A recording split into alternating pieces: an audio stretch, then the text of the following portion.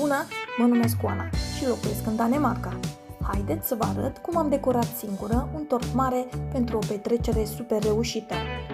Weekendul acesta am fost invitată la o petrecere organizată pentru o fetiță drăgălașă, iar părinții, fiind prieteni buni, m-au lăsat pe mine să le decorez tortul. A trecut ceva timp de când nu am mai făcut un tort atât de mare.